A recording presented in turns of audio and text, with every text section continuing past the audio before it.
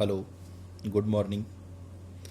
आज हम लोग जो सॉल्यूशन यूनिट है उसका ऑस्मोसिस या इसी को हिंदी में बोलते हैं परासरण, इसको समझने का प्रयास करेंगे कि परासरण क्या है। विसरण तो आपने पढ़ा होगा। विसरण का मतलब होता है कि गैसों को जो स्थान उपलब्ध होता है उसमें समान रूप से फैलना। गैसों को उपलब्ध स्थान में समान रूप से फैलना विसरण कहलाता है, डिफ्यूजन कहलाता है। जैसे सुगंध फैलती है, अगरबत्ती की सुगंध चारों तरफ फैल जाती है, सेंट की सुगंध चारों तरफ फैल जाती है, बदबू चारों तरफ फैल जाती है। ये सब उदाहरण है विसरण के।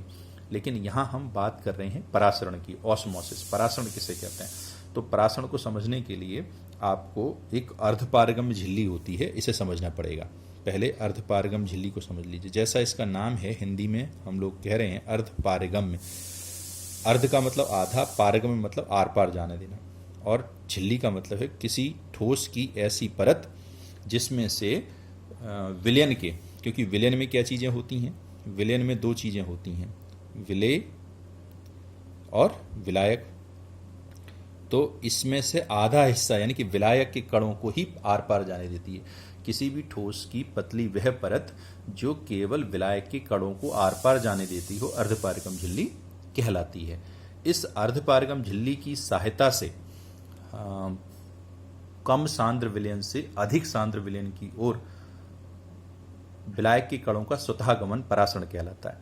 अब अधिकतर होता क्या था, अधिक से कम की ओर हम जाते थे, कि जैसे गर्म वस्तु से यानी अधिक ताप से ऊष्मा निम्न ताप की ओर जाती है, उच्च दाब से निम्न दाब की ओर जाते हैं। अभी तक तो ये पढ़ा था, लेकिन यहाँ उल्टा है कि कम सांद्र से अधिक सांद्र विलयन की ओर विलायक के कणों का स्वतः गमन होता है। कैसे, इसको समझ लेंगे तो ये परासरण समझ में आ जाएगा। जैसे मान लीजिए हमारे पास एक ये बीकर है। इस बीकर में हमने यहाँ अर्धपारगम झिल्ली लगा दी है। अर्धपारगम झिल्ली जिसमें केवल और केवल विलायक के कण ही आर पार जा सकते हैं। तो ये अर्धपारगम झिल्ली हमने यहाँ पर लगा दी है, इसी को बोलते हैं अर्धपारगम झिल्ली। अब यहाँ पर हमने एक सोल्यूशन S1 भर दिया और यहाँ सोल्यूशन भर दिया S2। S1 सोल्यूशन जो है वो अधिक सांद्र है, अधिक सांद्र है, या केवल सांद्र भी कह सकते हैं। और S2 सोल्यूशन कम सांद्र है, ये भी भाषा इस्तेमाल कर सकते हैं, या हम इसको कह सकते हैं ये तनु है, डाइल्यूट है। जैसे और समझाने के लिए हम ये कह दें कि 1 लीटर जल में हमने यहाँ 100 ग्राम चीनी घोली है, 100 ग्राम चीनी को घोला हुआ है, और यहाँ 1 लीटर में हमने 50 ग्राम चीनी को घोला हुआ है। तो इसका मतलब क्या हुआ कि यहाँ अगर रेशियो देखेंगे तो 1 लीटर में 50 ग्राम चीनी घुली हुई है, तो यहाँ जल का अनुपात ज़्यादा होगा, यानी कि तनु होगा ये। और यहाँ 1 लीटर में 100 ग्राम चीनी घुली है, इसका मतलब ये सांद्र होगा। और यहाँ पर रेशियो देखेंगे तो जो विलायक के कण है वो कम होंगे।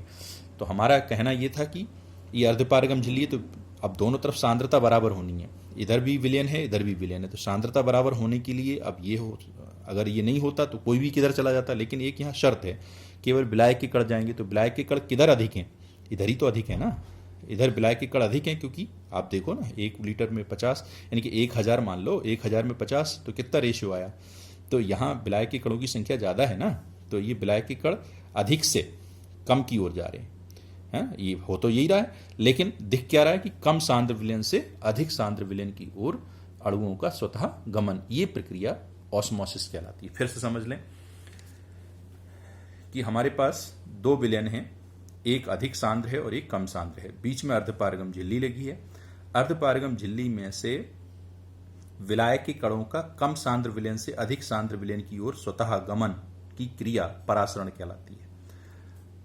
कम सांद्र विलयन से अधिक सांद्र विलयन की ओर अर्धपारगम झिल्ली में से होकर विलायक के कणों का गमन की क्रिया परासरण या ऑस्मोसिस कहलाती है। मुझे लगता है ये चीज़ आपको समझ में आ गई हो। अब अगर आपसे कोई परासरण और विसरण में अंतर पूछे तो आपको अंतर बताने से पहले एक इस ऑस्मोसिस की क्रिया को हम और एक उदाहरण से समझा रहे हैं। जैसे मान लीजिए हमारे पास एक है हमारे पास में किशमिश। ये किशमिश है सूखी हुई, और इसको हमने पानी में, शुद्ध पानी में घोल रखा है। पानी में ये है किशमिश। किशमिश को हमने क्या करा, पानी में डाल दिया, भिगो दिया। यहाँ एक अंगूर है, ये है ग्रेप्स, अंगूर। इस अंगूर को हमने चीनी के सांद्र विलयन में डुबो दिया है, चीनी के सांद्र विलयन में। तो चीनी के सांद्र विलयन में जब इसे डुबोया और इसे किशमिश को पानी में डुबोया, तो ये देखते हैं कि ये कुछ समय पश्चात ये जो किशमिश है वो फूल जाती है, किशमिश तो फूल जाती है और ये जो अंगूर है वो सिकुड़ जाता है। क्या कारण है?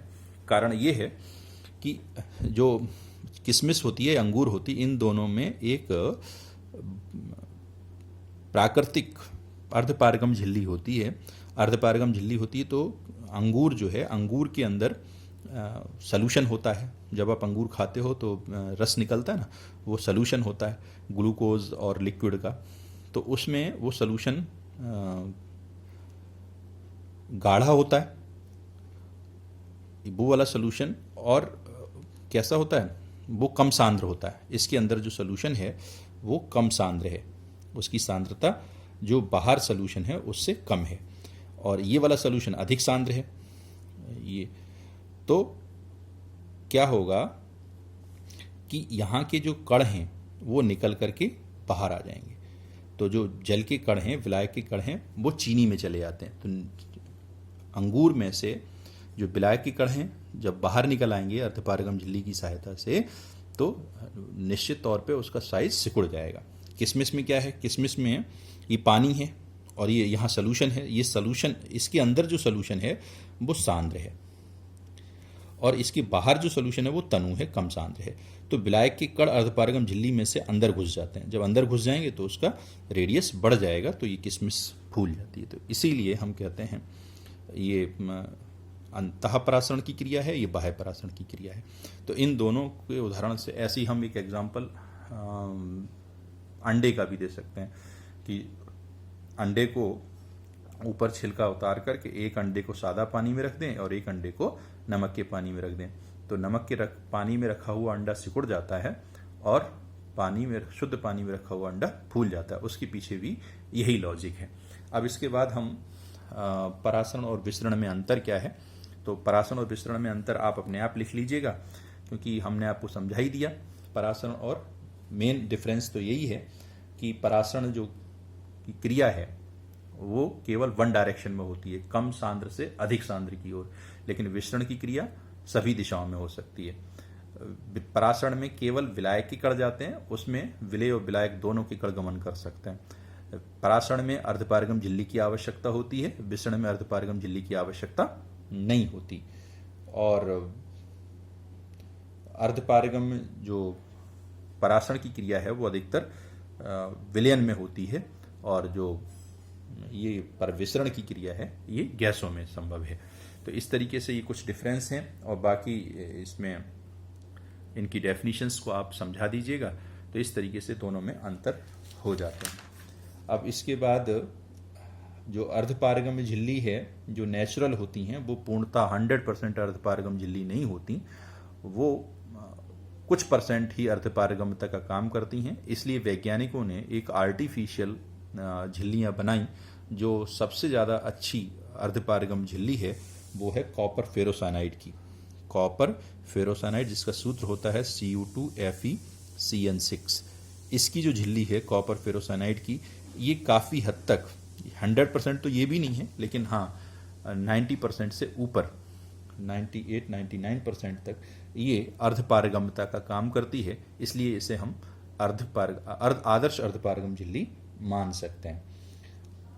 अगली वीडियो में हम आपको परासरण दाब और परासरण दाब को नापने की विधि के बारे में बताएंगे।